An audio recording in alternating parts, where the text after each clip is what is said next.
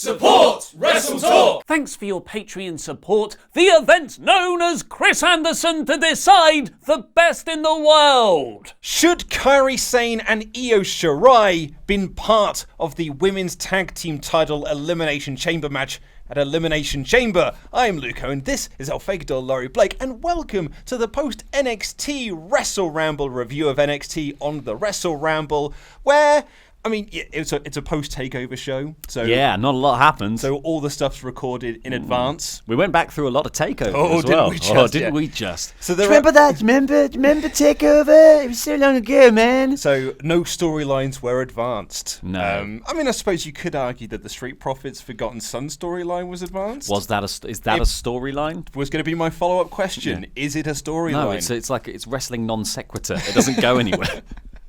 So no relation to anything. So we thought we would talk about the women's tag team title elimination chamber match that's happening at Elimination Chamber in 3 weeks' time, 2 weeks' time. In fact, actually, I think it's surprising. February 17th is happening, so we're not too far off from Elimination Chamber. It's like October, November all over again, when there were just all those WWE shows happening at once. Yeah, there was a lot of watching wrestling on a Sunday night. Right? Yeah, tell me about it. Oh God.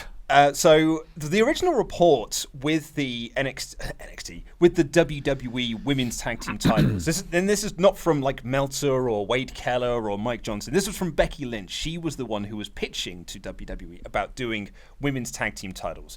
It was in that period of time where Becky wasn't having storylines, so I think she was just pitching them so she could have a storyline. Yeah, she's coming up with anything. Pretty much, she was just going, give me something to do. Oh, God.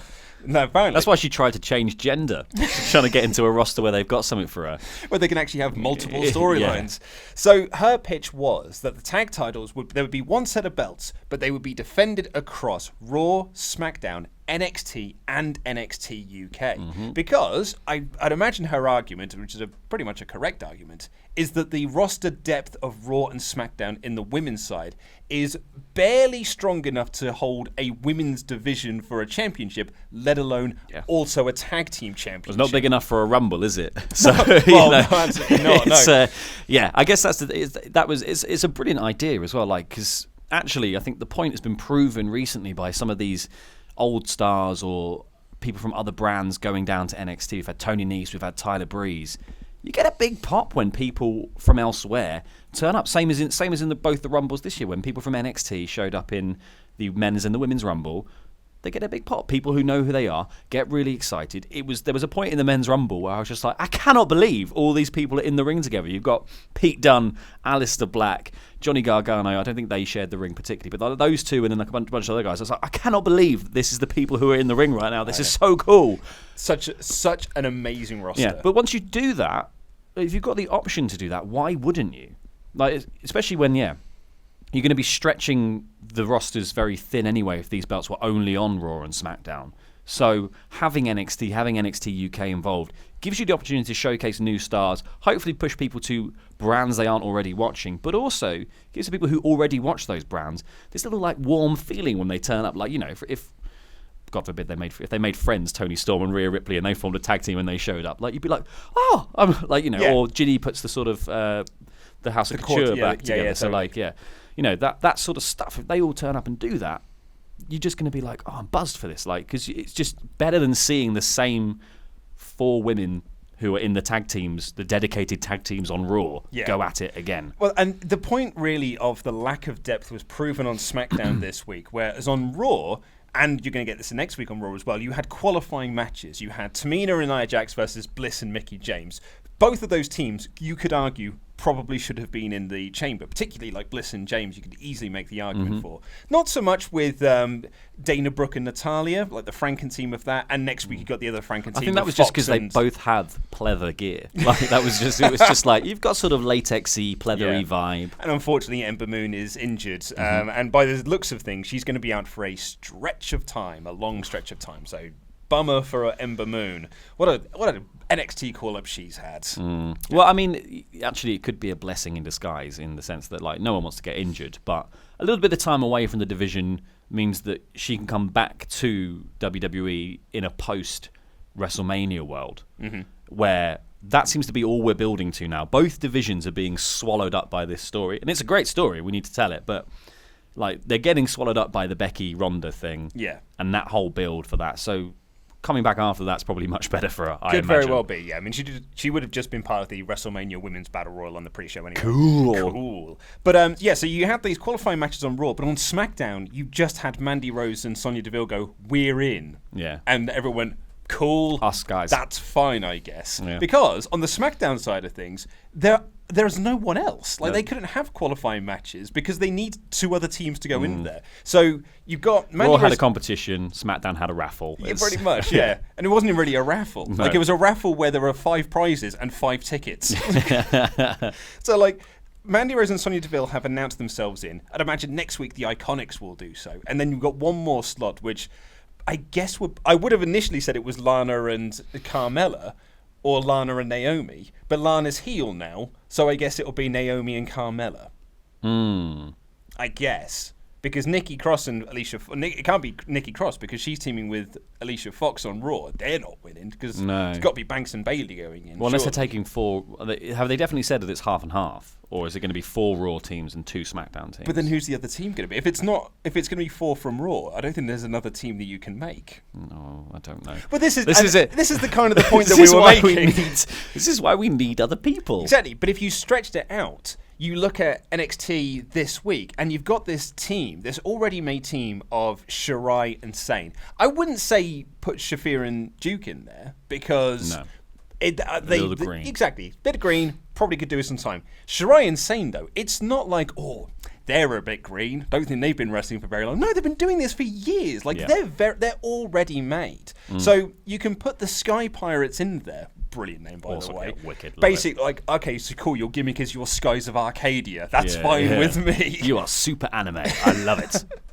So that is a team that you could have put in there.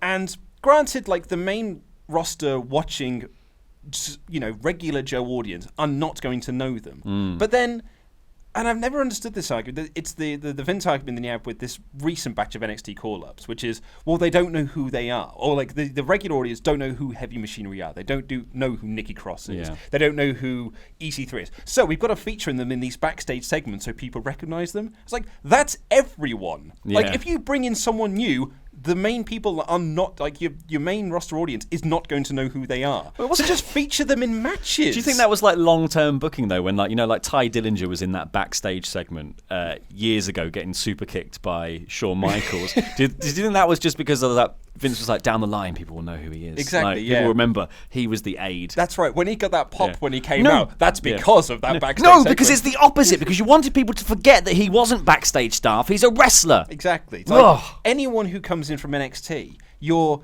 Joe Schmo audience is not going to know who these people are. So the argument, you've got to feature them in backstage segments, doesn't hold any water. So just putting them in matches, featuring them in matches, like you said then, of like putting them out on Raw for a showing. Yeah, probably 90% of the people in the arena are not going to know who Sane and Shirai are. Yeah, and that's fair enough. Like 90% of people don't know who Jobby McJobberson are. Like half the time. Yeah, exactly, so it doesn't like if you're just jobbing someone out. Make it someone who people might know, and then at least they've seen them. They might do some things that people go, "Oh, that's cool." Well, I was gonna say that's my argument is that Shirai and Kairi Sane are not going to be known by 90% of the people who are in a building in Bumble, F words, Tennessee or whatever. But that's a real place, as far as I'm aware. So if you feature them on Raw. And they have a good showing. It's not a main roster call-up, but they just have a match for the tag team championships, and it's a really, really great match. And people go, like, "Wow, they're pretty cool." Yeah. They go back to NXT. People will then know them when they get called up eventually. Yeah. Oh, that's the team that had that brilliant match. So you've featured them before they get their call-up, so you don't have to do this thing where it's like, well, now we've got to work out how we're going to debut them and feature them in a big way. Well, but the logic here is like, it makes perfect sense as well because, don't debut them in this match like to get them out there if it is a one-on-one scenario. Like, Ty Dillinger shouldn't have walked onto Raw when he was still in NXT and just had a match against AJ Styles. Just as like, it's a Ty Dillinger. Like, you should just do like trying to put them in these matches where there are multiple teams needed And the Elimination Chamber is a great idea for that. Like, having them appear in the Rumble. That's a main roster show. Mm-hmm. Having people turn up from the NXT into the Rumble, people go, well, that's a nice little debut for them. They've already both been in the Rumble, these two as well. So, like, the Elimination Chamber is a perfect place to have them. Yeah. Because otherwise you're just going to have some, I mean, sorry to say, fairly unexciting teams in some of the chambers. So it's like there's going to be a point in that match where there are, chambers full. The lights are going. You're like, I don't care who comes out. Yeah, it is pretty uninspiring, really, because like I think Bayley and Banks, when they qualify next week, they're going to be the first ones that feel like legit stars going in.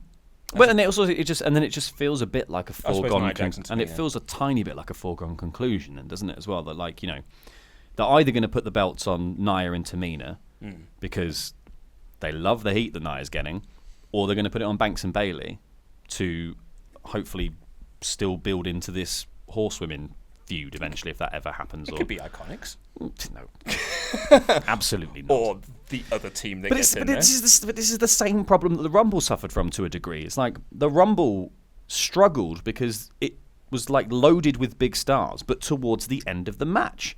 So like there was a bit in the middle where you were just like, and there were just people coming out, and you're just like, Yeah, I mean, I said in the review episode that we did for the Royal Rumble, I thought the first half of the Women's Royal Rumble was very, very bad. Yes. Because it was just lots of women going in there and messing up spots one after the other.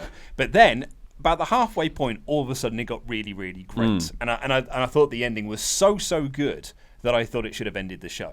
Yes. I still argue that Royal Rumble should have gone on last. If Becky was winning, it should have gone on last. Yes, absolutely should. Well, have gone last. I think also just to remove itself far enough from like down the line of like, it just felt like she'd just gone away and come back and was like, well, now I win a match. So it could have been the final thing. So I would make the argument certainly that Io Shirai and Kairi Sane, the Sky Pirates. I think they should have been in the Elimination Chamber, and I do think that the idea of having these titles defended across Raw, SmackDown, NXT, and NXT UK is a much better idea. You're going to not dilute all of the teams so quickly and all of the potential feuds so quickly. There's breadth for Bayley and Banks, are they the champions, to go to NXT, to go to like for a taping schedule. It's only one day. People would go nuts for. It's a day. Like, it's not big. Yeah. And or to go over to an NXT UK taping or something like that, which would feel like a really big deal. And I feel like I'm a broken record when I say this, and I say it time and time again. It might make people subscribe to the network, which I don't know if it's the case, but I'm pretty sure that's the point. I'm pretty sure the point of having the network is so wrestling fans subscribe to it. Yeah. I don't have their business plan, but I'd imagine there's probably a paragraph in there that says, this is our aim. Well, especially when you're not putting Raw and SmackDown on there, like, on time. Well, they can't. That's a contractual thing. But that's what I mean. If you're not putting Raw and SmackDown on the network on time, there is not really much other selling point to it beyond like, if you see this person here, you get the pay-per-views, but then there's like, you see this person here, do you want to see more of them? Go to here and watch these wicked matches. Like, it makes sense. It's advertising for a thing that's quite hard to advertise for, realistically. Yeah. So someone did make a comment on one of our videos we did. I can't remember what it was. We were talking about the idea of featuring NXT and NXT UK more on Raw and SmackDown brands to try and push people to the network. And they made the point that perhaps it's a USA network thing. Like, contractually, they're not. There was only a certain amount of time you're allowed to push the network. True. Because you don't want to be driving people away from USA to watch the network. Which I kind of, but perhaps that's a case. I don't know. It makes sense, I suppose, to a degree. But at the same time, I just think there is a way to do this, of being able to feature NXT stars like the Sky Pirates in this sort of tag team tournament thing, or this tag team elimination, whatever. Just to kind of like make NXT feel like a big deal, make these tag titles feel like a big deal because it's exciting. Yeah. And I just think it would have been a really smart play for them to be in the tournament. Well, do you know what? Like, if there's this, you're not supposed to on USA push people towards the network or whatever. Fine, have them appear. Don't say they're from NXT on the commentary. But when you put the clip on YouTube, put a slate at the end that says you can see more of these people in NXT. Yeah. Tweet it out. Like, USA doesn't control the Twitter and the YouTube of WWE. That's their own thing. Yeah. So, like, there's so much you can do around this where you could potentially push this stuff. It doesn't just have to be like Michael Cole going, these people are from NXT and you can subscribe to the WWE network and It's it costs free for the first month. It's for new free for the first subscribers. month, but then it's this exact amount the month after, and if you have to have a direct debit and sign up on this page, www. So I don't know if there is a thing. It sort of makes sense, I suppose, but I don't know for certain. So this was the post-TakeOver Phoenix show. They taped 2 matches before TakeOver Phoenix, which are the matches that we got here. And the first of those was Io Shirai and Kairi Sane versus Marina, Shafir and Jessamyn Duke. Sky Pirates versus Horse Women. Sky Pirates is such It's a like great it's like something name. out of Starlight, isn't it? Stardust, sorry. It's like a Stardust thing. This. I love the name Sky Pirates. I mean, it's really good. It It really was works, only though. really like Mauro Ranallo that was saying it though. Like he'd come up with it himself and was trying to get it over. Yeah. But hey, it worked. I think it's a great name. Yeah. It's really good. And I mean, they're great as a tag team. Yeah, so good. So we see them in a couple of tag matches so far. Well, so we said this last week that they have tagged on NXT before, but someone very correctly pointed out that we made a mistake there. Right. It wasn't Sane and Shirai. It was Shirai. It was Shirai and Kota Kai. Dakota Kai that did the tag match. Fine. Yeah, and as soon as someone said that, I was like, Oh, yeah, of course it was. Because for some reason they were making them best friends, and then they went. Before Dakota Kai got injured, Yes, and so- Kairi Sane came back, which totally makes sense. I don't know why we didn't pick up on this, because Kairi Sane literally was coming back. They could have been the Kai Pirates. As a trio, yeah. That's another tag team, Team Kick, when they're both sort of fit and healthy again. So yeah, that was a mistake on our part. Fair. So this was, I think. So they've tagged once before. So I think this might be their first tag match on NXT as Sane and Shirai. So I think that's the case. If we're wrong, there'll No, be because someone. we've seen they have had one. So they had one. No, we were saying because they had a match, and then we were saying they'd had a match before, and they were saying during the commentary of that. Yeah. So they've had one singular match before, and this is their second match as a tag team. Is that the case? I think. I don't know. I don't know. When people say like you guys are idiots, you don't remember anything, we're not going to Google things on air. If we can't remember it, I'm not like we're making this up as we go along. I've watched it. I watch a lot of wrestling. Exactly. It goes out your mind. It's not that important. Anyway, I thought this was a lot of fun though, basically because the Sky Pirates are so good, and Duke and Shafir are such great heels to go up against for them, and never is that more like just visually personified than when Kairi Sane, Jessamyn Duke gets in there and goes to do the test of strength. So she's doing the hand thing, Kairi Sane's doing the hand thing as well, and then Duke just keeps lifting her hand up and up and up and up, and then Kairi Sane gets to the point where it's like, oh no, you're a foot taller than I am. You're really tall. And it's just a brilliant bit of heel work by Duke to be like, oh, you're so small, and I've just shown you how small you are. Well, it's a much more subtle way of doing it than the Big Cass idea, which is like, you are small, here I is a am dwarf big. dressed as you. Yeah. So I thought this was a lot of fun, and working over Io, Sane gets the hot tag. They do this amazing pop-up elbow drop, which I thought was really, really wicked, and then the insane elbow by Kairi Sane for the win. Great stuff. I really like this match, actually. I was not very confident going because I didn't think Duke and Shafir had a particularly strong showing the last time we saw them. But actually, I think they're improving quite rapidly. Shirai is crazy. The stuff she can do is wicked, and the speed with which she does it absolutely. is she does running knees better than Andrade Almas. Like it's just Andrade now. Sorry, I misspoke. It's just Andrade. But yeah, she does the running knees like viciously. They are really impressive.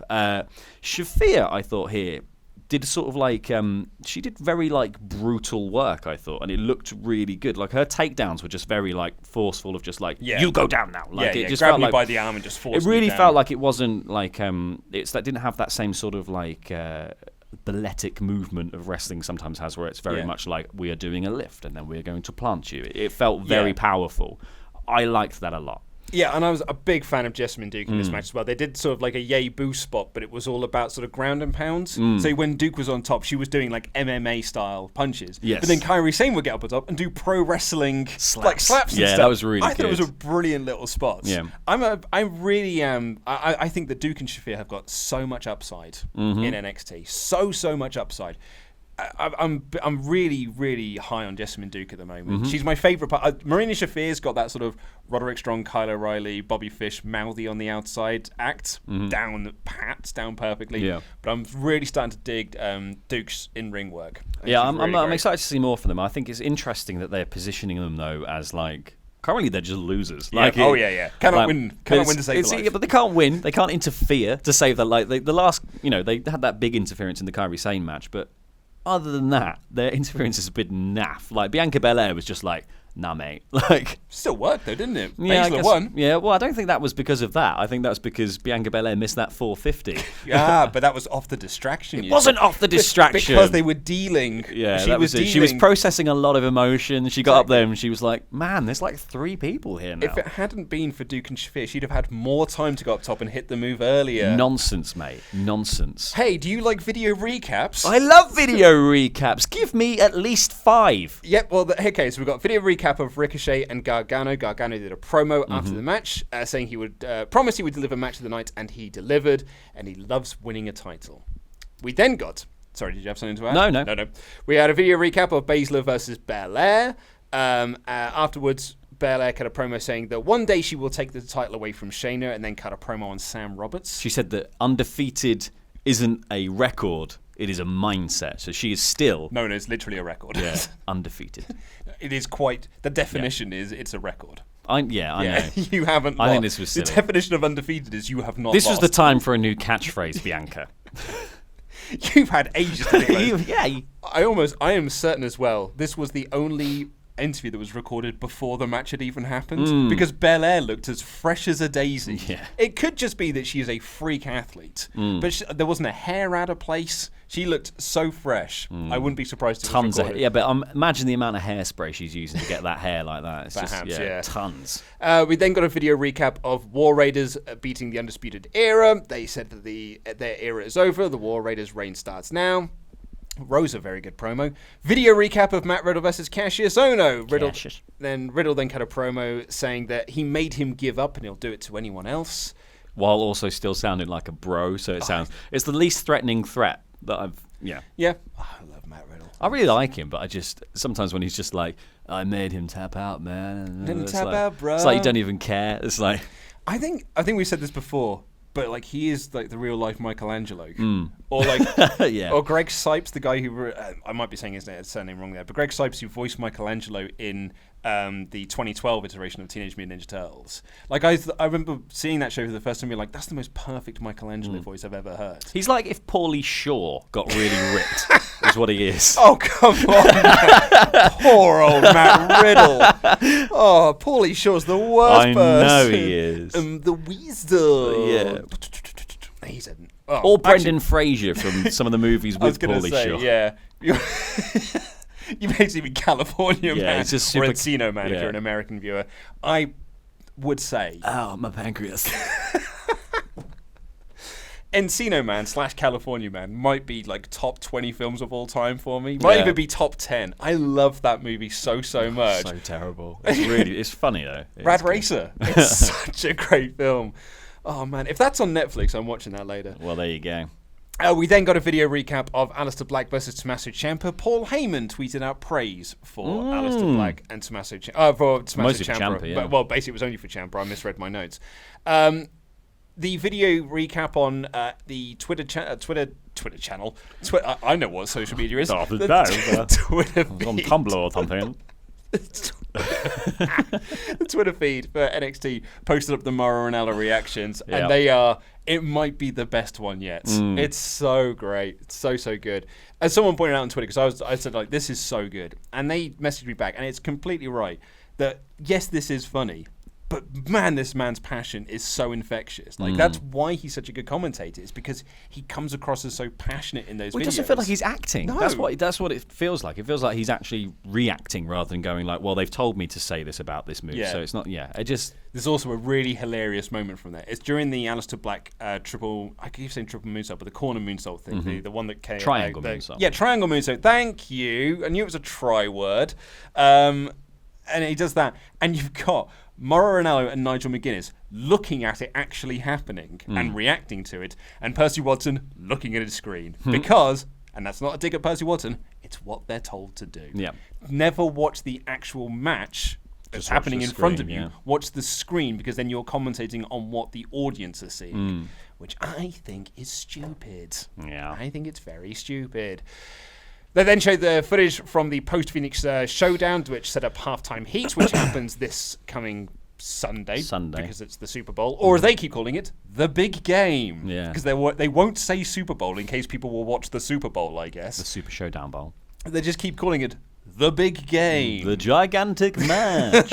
The match that everyone is talking about to determine the best football team in the world. And then we got a video recap of NXT stars in the Royal Rumble and an announcement that Johnny Gargano will be on TV next week. Would you like a match? I'd love one. Hey, Yeah, well, please. That'd be great. lovely. We got one then.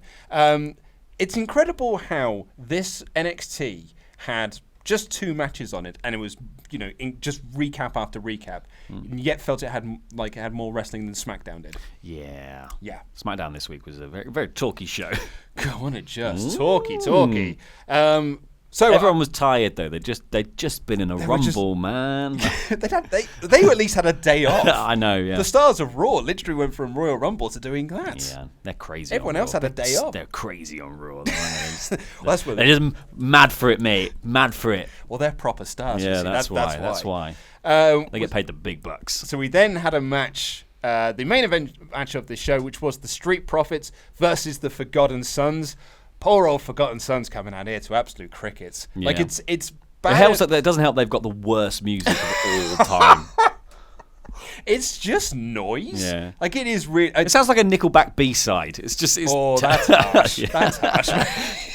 Chad Kroger listened to it and went, "Not for me." I would say it sounds like a metal band made it, and they were like, "That's crap. Let's never release that ever." It is bad music. It is particularly bad. The music. Forgotten Sounds is what it is. Terrible. Good work, mate.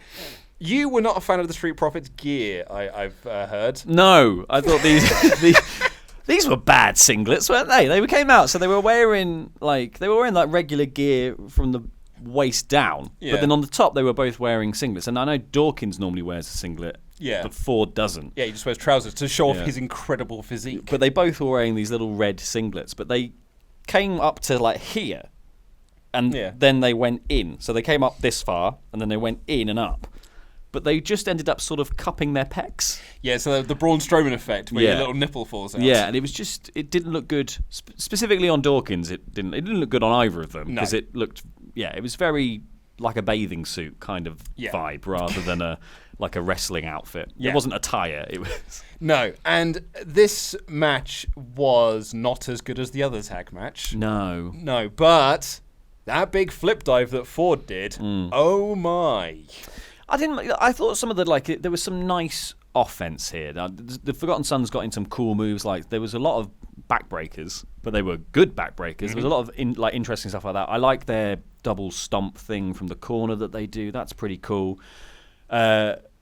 Dawkins' hot tag was a lot of fun. Yeah. I thought that was, but it wasn't as impressive as he normally is. He was more just sort of just running through them a few times, did a few moves, did a lot of picking them up and just chucking them. Yeah. Like that was a lot of his sort of offense here. Just going to Jessica Biel you over there. Yeah, and I would have just liked to see maybe a bit more impressive stuff, and then it just sort of ended, didn't it? Well, I mean, if you want to see that impressive stuff, the flip dive that flip dive is Montez awesome. Ford did, and it's weird to think. I was thinking about this while I was brushing my teeth. That flip dives in wrestling these days are about as like they're 10 a penny. Yeah. Like they're basically the Baron Corbin headlock of like cruiserweight matches. Like Yeah. you're guaranteed to get one in like any indie match you go and see. Now you only judge it by whether they land on their feet or not just if they hit the move. Exactly. Flip dives 10 a penny.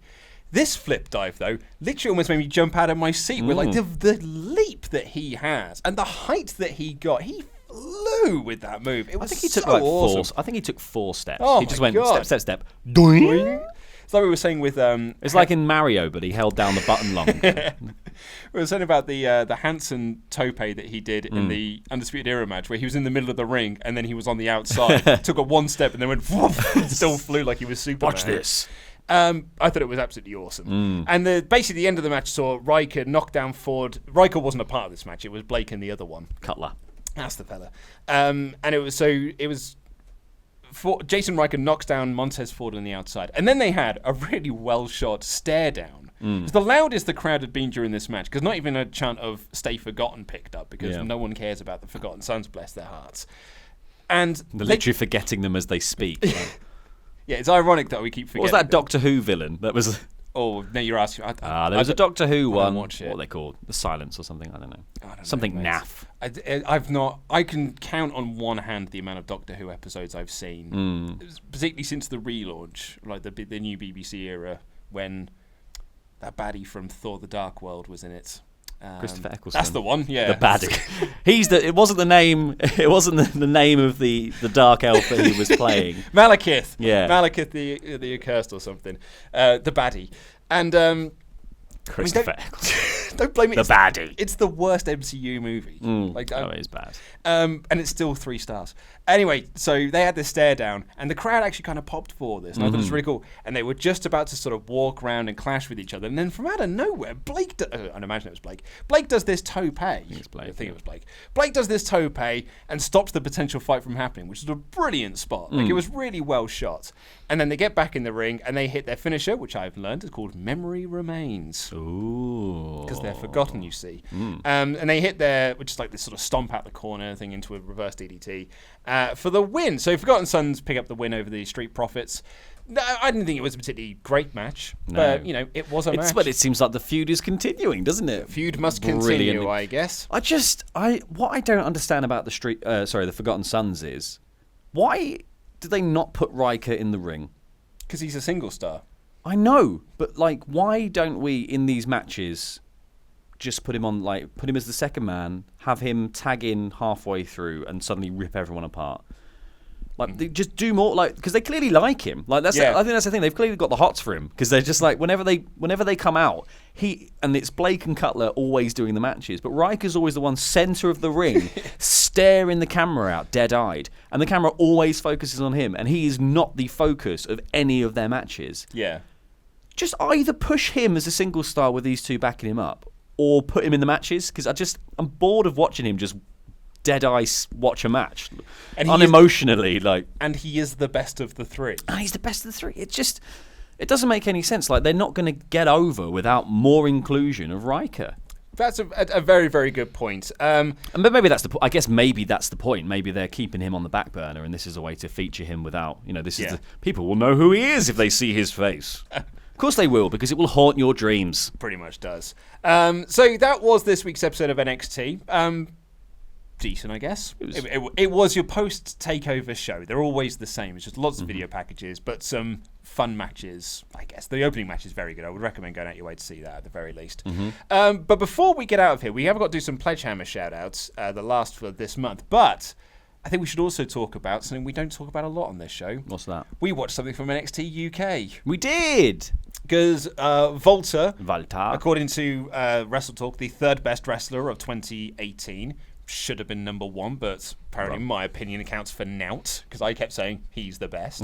Yeah, but you didn't explain why. You just said he's the best, and you were crying the entire time. He's the best. I love him. The best. He is the best. Leave Walter alone. I can't remember. It was Hiroshi Tanahashi. Basically, Ollie said, because none of us. Ollie just pulled rank. Ollie just pulled rank and was like, "I'm in charge here. We're putting Tanahashi at number 1." Which is fair. I can't remember we had at number 2 now. See, we thought about the list really hard. I can't even remember our own things, let alone like matches that Kairi Sane has had on NXT. I can't ever remember if you're Owen or Owens. I think I've just been skewed by the internet, though. I think it's just my favourite thing. It wasn't the first time I met you. It was one of the first times you and I went away for a weekend, and just together, just together. Casual. Went away with our group of friends, and my wife always calls me by my surname, and I always called her by her maiden name. It's just how we've always referred to each other as. And she asked me once when I was going in, she's like, "Oh, Owen, can you grab me a drink?" And our friend Dan just went, "Oh my God, I've been calling him Luke this whole time." She's like, no, that is his name. His surname is Owen. Bless Dan. Anyway, so the Volta match. Yes. Volta debut. He beat up this little lad, and it was brilliant. Jake Jack Stars? Jack Stars, something like that. Doesn't really matter what his name was because his name has just been chopped out of existence. He's seeing stars now. Yeah, exactly. It was a fun little squash match. Volta is great. I've had a few people that get in touch with me today. I think it's their first experience of seeing Volta. Being like, oh, is this the guy you've always been talking about? You're right, his chops are loud. Yeah. And I was like, mate, there's only louder to come. That was almost like a muted Volta slap. Yeah, this was just a taster. Yeah. But obviously, like we were saying earlier, they must have picked the palest guy they could find on the day. Because I'm just imagining, because this Jack Star guy he's very pale and took one chop and his whole chest lit up. And it was like exploded. Yeah, it was like the top of a traffic light, just gone full red. So I'm just thinking, is the feud from now on just going to be, is it Aiden English next, Jack Gallagher after that? Yeah, we're just going to work through all the whitest people. Yeah, the Great White, and then that's how you end up. That's the final feud. It's like the boss of the pale people. It's going to hunt down the Great Fish. The Troglodyte King. So people ask us to talk about NXT UK. There you go. Volta's on it now. I might watch it a bit more. Even though the roster's really good, I just haven't got time to watch it. But now let's do some $25 shout outs. Are you able to see I them can from see here? that. Okay, so first up, it's Richard Stores. Yes! Yay! Yeah. You can tell I've been playing Resident Evil because that came to my head. Better than Road Dogg, Jessamyn. Here he is. Of course he is. Yo, Adrian! Rocky. Yes. No sir, just Rocky. That's what he's got. Naughty Nathan Lamont Collins. Oh, naughty. Naughty. So Oh, naughty. cheeky. He quit the band. Mike Solo Man. Ah. It's more like gone the- with Hand Mike Solomon. Could very well be Solomon, but... She should be so lucky. Kylie Downey. Yes. Good work. What a great song as well. Is it? Yeah, of course it is. Yeah, of course it is. fine. It just reminds me of being a kid. Like, because my cousin Alison had it on cassette, and I used to borrow it off of her because it was a brilliant song. Anyway, Shaun of the Dead Peril. Yes, great film. Ooh, the real boss, Matt Robinson. Oh, he's a boss, all right. He's a boss. Welcome back. We haven't seen this name in a while. Alex weighs a fen-ton. Yes, Alex. Good to have you back, man. Laboured puns. Join him. How do you say that surname? Well, I would say it's John Iowa, but Okay. it's not Iowa as in, like, the Slipknot album. Join him, John Iowa. Hey! Phonetic spellings is what we need. Yeah, because we're terrible. Because we're rubbish. We're rubbish. Marky Mark and the Buncey Bunch. God. Yes, I get it. I think Wait! his name is most likely Mark Bunce. Yeah. But my pun works better if it's Buncey. Ah. So it's Marky Mark and the Buncey Bunch. The Rocket, Dan Van Sky. Oh, Dan Van Sky. Great That is name. a cool name. And you want to talk about cool names? The Ninjetic Pirate, Megan. Oh, Ninjetic Pirate. Was that was a self-choice, I assume. Yes. Yes. Yeah. Oh, mate. Excellent work. But if you want to get your name shouted out, we're actually going to be spreading out these shout-outs throughout the month. So if you want to get involved with that for February, click this button that's just appeared here, and that will make you become one of our 20... Well, actually, make you become a pledge hammer. You can choose the amount. There's podcasts, there's shout-outs, there's all sorts of things. You saw a podcast shout-out right at the start of this episode. You can be in the Wrestle League. Absolutely. Join the Wrestle League. It's a lot of fun. And click these videos that have just appeared on the desk to catch up with the latest WrestleTalk awesome things, but more importantly, the Patreon. I've been Luke Owen. This has been our Faker Laurie Blake, and that was NXT.